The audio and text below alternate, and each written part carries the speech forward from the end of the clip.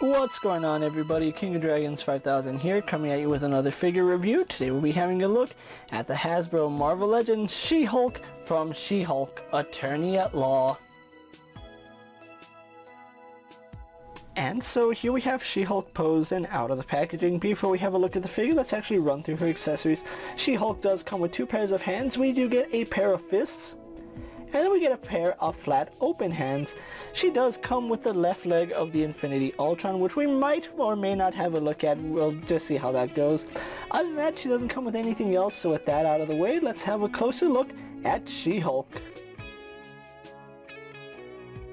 And so here we have a closer look at She-Hulk. Now, for those of you who don't know, this is the She-Hulk from the TV series She-Hulk Attorney at Law, which, I'm not gonna lie to you guys, I absolutely did not like that show, but I do like this figure. It does a lot of things right, some things wrong, but I'll talk about that as we have a look at the figure. As far as the likeness goes, it looks a lot like Tatiana Mansley. I think that's what her name is. I've heard it pronounced several different ways, but that's how I've always heard it pronounced. But yeah, it does look a lot like the actress, which, I'm not gonna lie to you, this She-Hulk looks more realistic than the She-Hulk that was in the actual TV show. The one that was in the TV show looked like a FIFA cutscene character. Yeah, that was actually a thing that Disney put out. But anyway, as far as the figure goes, I really do like the face. It has a really nice soft sculpt to it, and unlike the comic book She-Hulk, this actually has some character to it. Although there is one issue I have. It's a very generic, plain looking face. There's no smile, there's no smirk, there's no expression.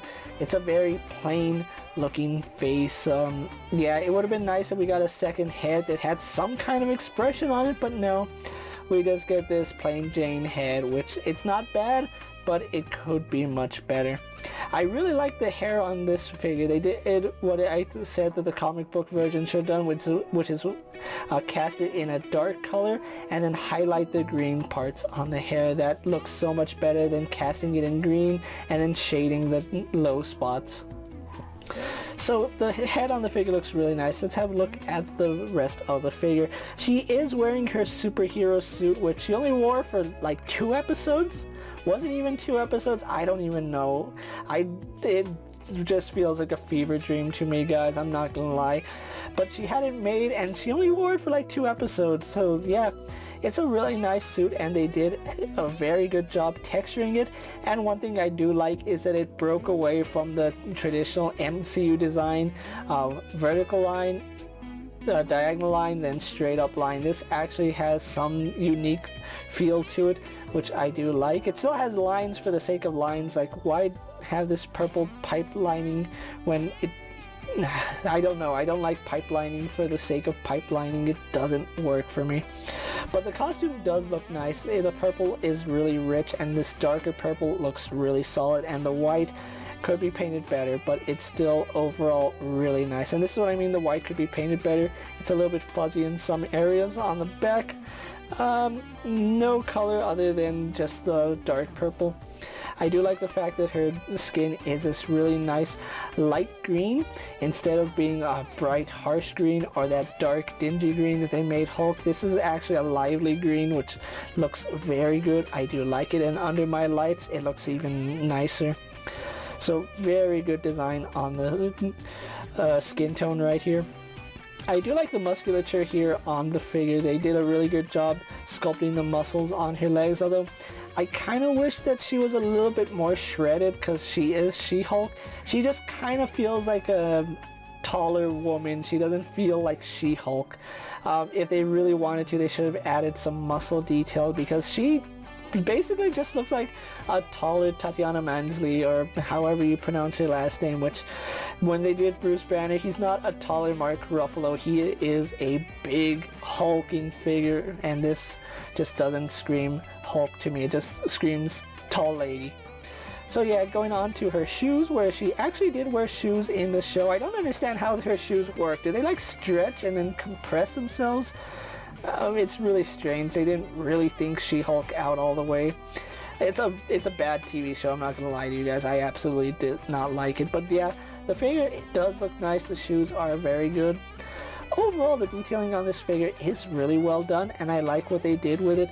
I just kind of wish that she came with an alternate head that had some kind of expression, because this looks like she's waiting for the bus and has no expression behind it. So yeah, that's probably my only nitpick on the face, is that they could have done some, maybe a smile or just something to break up this dull expression. So with that out of the way, guys, let's actually compare to other figures you may have in your collection.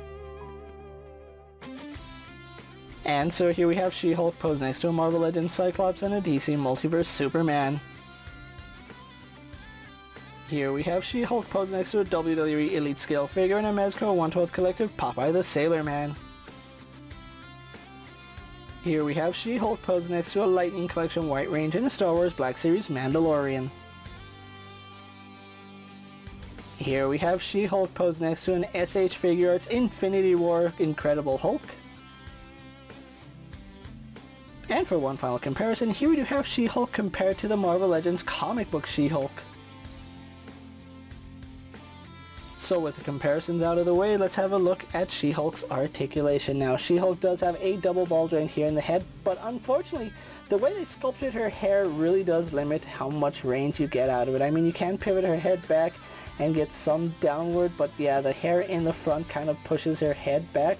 And how thick her hair is in the back, we really don't get any upwards looking for her. So yeah, she's pretty limited in the head. She can turn left and right, but her hair will make her turn at an awkward angle, so do keep that in mind. And then if you try pushing it too far, you will pop the head off.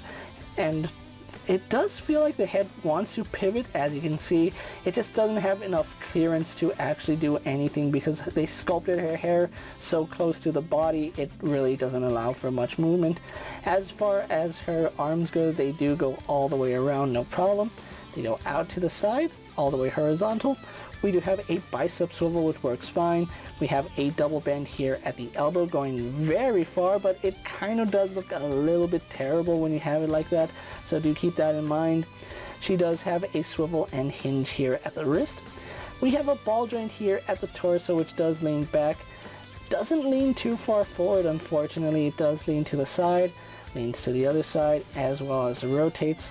No rotation here in the waist, which I think is a missed opportunity that they did not include a reverse ab crunch right here, just to improve the articulation. There's enough plastic here that they could have cut out a joint and still made it work.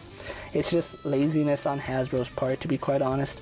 Her legs do kick forward to about right there, which is acceptable. Doesn't really go back because of her very voluptuous features right there. Does go out to the side about there, which is again acceptable for She-Hulk.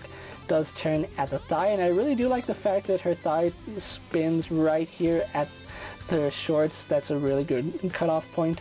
She does have double bend here at the knee, works really good. Then we do have a hinge in the ankle going back and forward, a little bit loose on mine. As you can see, it doesn't take much to move the ankles. It's not a big deal, but it could be tighter. And then of course forward-facing pin for rocker ankle. So overall, She-Hulk has some pretty good articulation. So with that out of the way, guys, let's actually get She-Hulk posed for my final thoughts, and then we'll wrap up this review. And finally, here we do have She-Hulk pose for my final thoughts, and overall, I really do like the way the figure came out. Don't get me wrong, I might not have enjoyed this show as much as I should have. I mean, I thought the show was terrible, but this figure is actually really done nicely. I can't deny how nice the figure looks. The amount of detail they put on this figure's costume is exceptional, and the paint could be better, but it could be much worse. At least there isn't too much slop on it. I do like the fact that she comes with alternate hands, but the alternate hand choices are kind of questionable. She has flat palmed open hands, which doesn't really make sense because she can't do the thunderclap because she doesn't have butterfly joints, and her body just doesn't fit the thunderclap. It would have been nice if we got some gripping hands, or at least some kind of style pose hands along with her fists. But yeah, it's kind of strange that they gave her flat palmed hands instead of grip hands. And then I think this figure could have also done with an alternate head with some kind of expression, because the look on this figure, they did a really good job of capturing the likeness of Tatiana Mansley.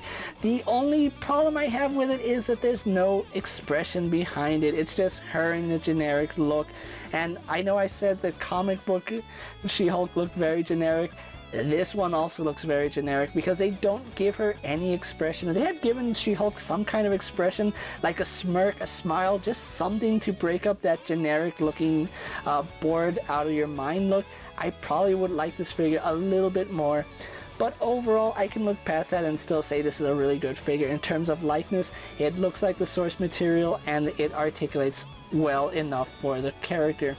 Is the She-Hulk worth the purchase? Well, that's really up to you. If you guys want to have a She-Hulk for your MCU collection, this is the only She-Hulk available at the time I'm making this video, and she will run you about $24, which, why Hasbro is pricing this out of the game, I have no idea, guys. Do you have to contact Hasbro and tell them we want lower prices?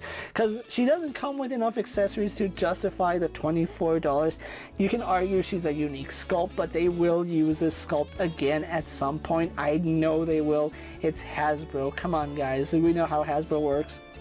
They're probably going to release this in a 2-pack with Daredevil, and I can actually see that happening. So yeah, is this worth the $25 you pay? Probably not, but if you can get her at a discount, I really think you should pick her up, especially if you just like the overall look of this character. You don't have to like anything of the TV show, just the overall look of this figure can sell you on how nice it is, and hopefully my review does a good job of swaying you guys that if you're on the fence about it, maybe you might actually consider picking this figure up.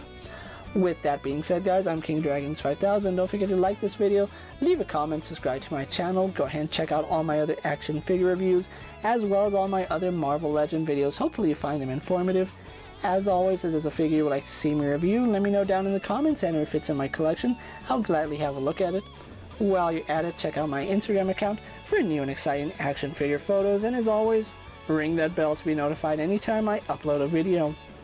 Until next time, guys, I'll see you later. Take care, everyone.